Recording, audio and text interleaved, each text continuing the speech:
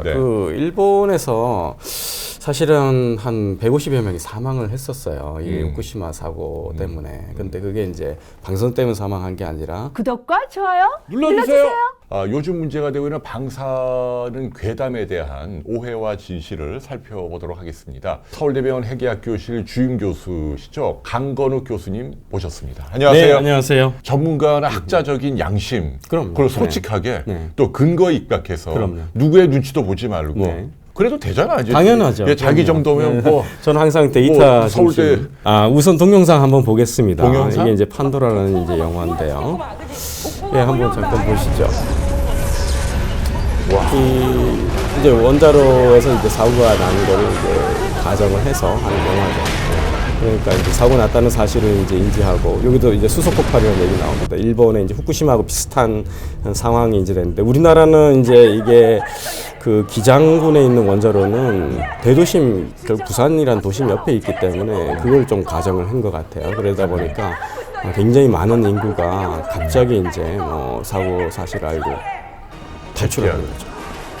저는 이거 영화를 네. 보지 못했는데 파급력이 상당했어요. 그럼요. 근데 이것 때문에 뭐 지금 이 장면 보시면 지금 차들이 다 밀려 있잖아요. 그럼에도 불구하고 이제 거기 원자로에서 근무하는 직원이 최대한 멀리 빨리 가라 그러니까 반대편 차선으로 가는 교통사고를 유발해 가면서도 저렇게 탈출해야지만 살 수 있다라는 게 이제 이 영화의 교훈이에요.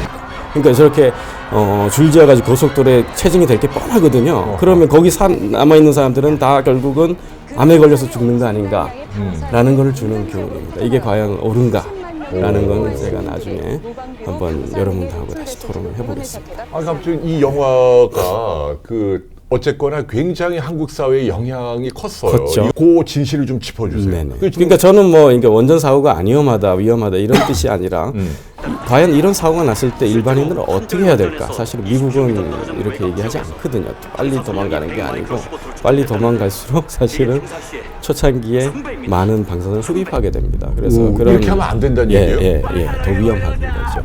이야.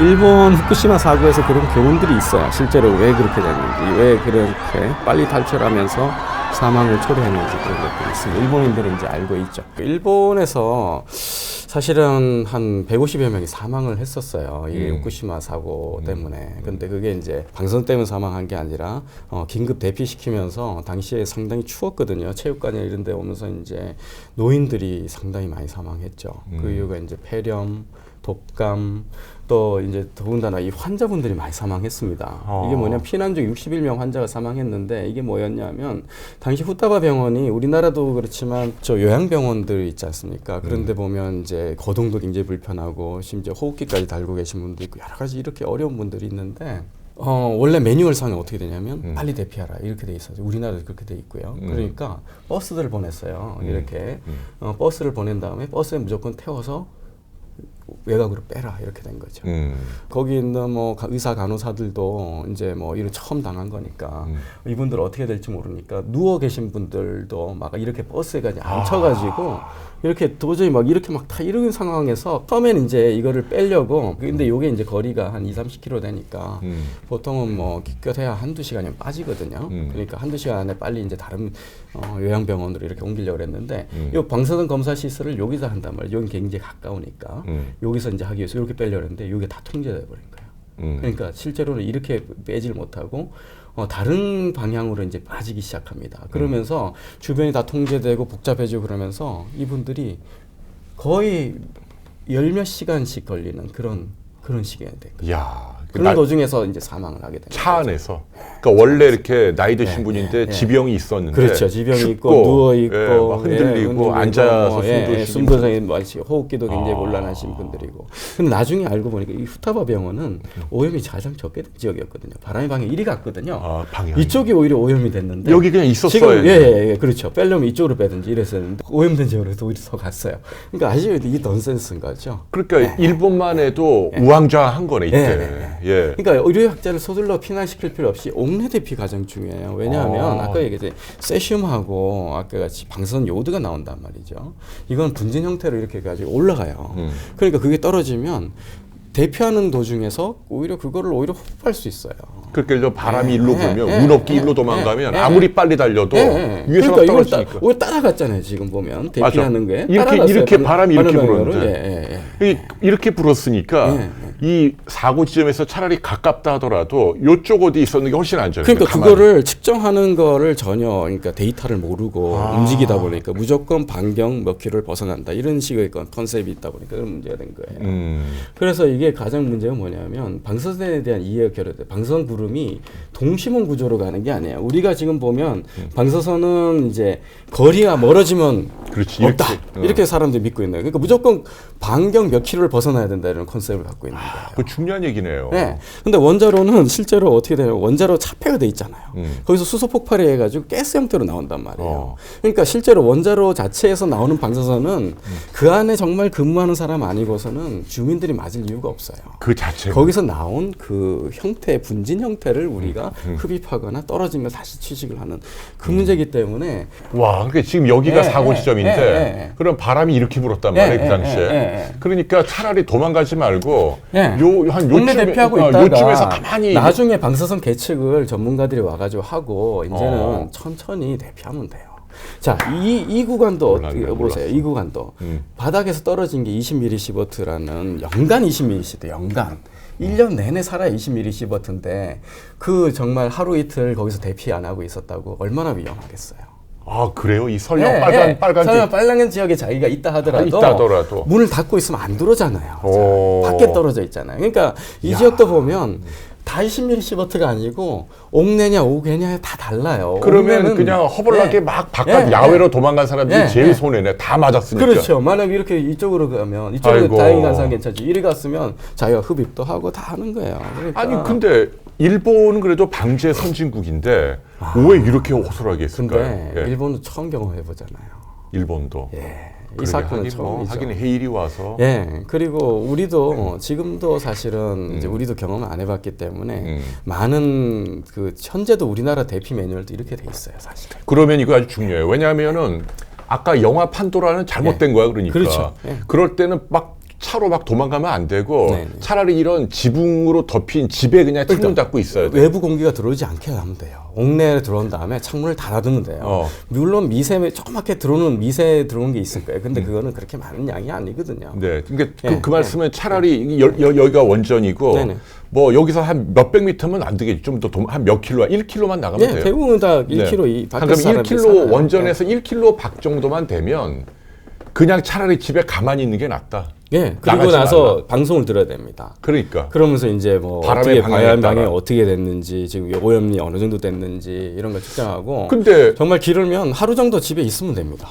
하루만 있으면 된다. 야, 이거 그런 남은 정보들이 많이 들어오거든요. 왜냐하면 그 응급 상황에서는 정보가 왜냐하면 전문가들도 조사하고 하는데 시간이 걸리기 때문에 그러니까 뭐 바람의 방향이 어디로 갔는지 뭐 이런 것들을 알 수 없죠. 원전 사고 났을 때 그냥 덮어놓고 그냥 차 몰고 나가고 뛰어나고 이건 제일 바보 같은 짓이다. 그러면 이제 교통사고도 나고 길거리에서 또 낙진 다 맞고 다 받고 뭐 다 그런 거죠. 그냥 집에 있어라. 근데 그러면 지금 이런 매뉴얼이 우리나라 예를 들면 원전 주변에 뭐 부산이나 기장이나 이런데 주민들이 알고 있어요? 잘 모르고 있어요. 왜냐하면 우리나라 매뉴얼에도 제가 계속 주장을 하는데 그거는 안 되지, 큰일 나지. 옥내 대피라는 명확하게 돼 있지 않고 일단은 뭐 창문을 닫고 뭐 기다려라 뭐 그리고 나서 되도록이면 빨리 대피해라 이렇게 돼 있는데 사람들은 이제 뒤쪽에 이제 방점을 그럼 다 있어요. 도망가려고 그러죠. 그러니까 이게 만약에 옥내 대피하라 그러면 이거 정부가 혼란을 막기 위해서 우리를 뭐 볼모로 삼는 게 아니야 이런 이제 오해를 할 수도 있어요. 그러니까 이제 뭐 먼저 도망가는 게 상책이다 이렇게 이제 판도라에서 가르쳐줬기 때문에 사람들은 이제 옥내 대피하라 그러면 이거는 좀 거짓말 아닌가 이렇게 얘기한 거죠. 오히려 그러니까 더 위험해질 수 있죠. Center for Disease Control and Prevention 이거 미국의 질병관리본부입니다. 가장 권위 있는. 여기서 방사선 사고가 나면 뭘 하라라는 게 수칙이 있어요. 1, 2, 3이에요. 첫 번째가 Get Inside입니다. 와, 진짜네. Get Inside.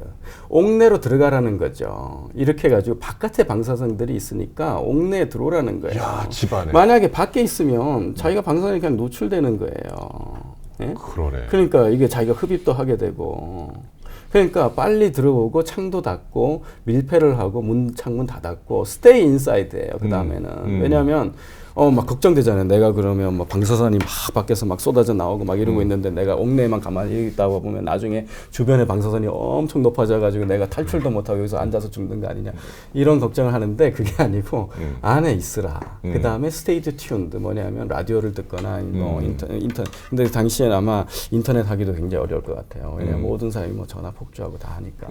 그러니까 방송을 듣든지 어떤 형태든 그러니까 뭐냐면요. 결국은 방사선이 거리가 그 몇 킬로만 떨어지면 사실은 다 바람에 의해서 쫙 가기 때문에 가깝고 먼 게 중요한 게 아니고 내가 바람의 방향이 어디 있냐에 따라서 이 주변에 방사선이 있느냐는 달라지거든요. 그러니까 일단은 안에 있어야 돼요. 이거는 정말 저도 몰랐던데요. 네, 안에 있어야 돼요. 영하 24시간 동안 괜찮다는 거예요. 그 안에서도 최소 24시간. 왜냐하면 그 다음부터는 방사선 가라앉아서 바닥에 있거든요. 공중에 떠 있지 않고.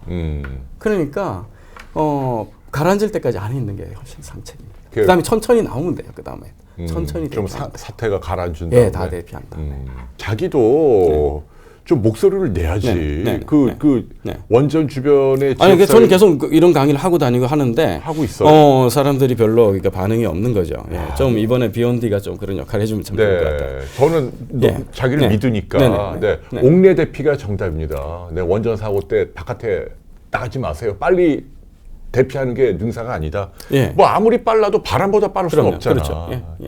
방사능 뭐 괜찮다. 뭐 그런 얘기는 아니고요. 그럼요. 그런 얘기는 아니고 또 뭐 일본을 뭐 찬양하는 것도 아니고 뭐 저희 둘이 그럴 이유가 없잖아요. 그게 아니고 너무 지나치게 두려워하지 마십시오. 지금 그런 이야기를 그 분야의 유권 해석을 내릴 수 있는 분이 여러분께 지금 그러니까 오히려 그러니까 우리나라에서 만약에 원자로 사고가 났다 그러면 옥내 대피가 중요하다. 그러니까 그래서 방사선을 피해야 된다는 거죠. 네, 옥내 대피 그건 저 오늘 처음 알았어. 집에 들어가야 된다.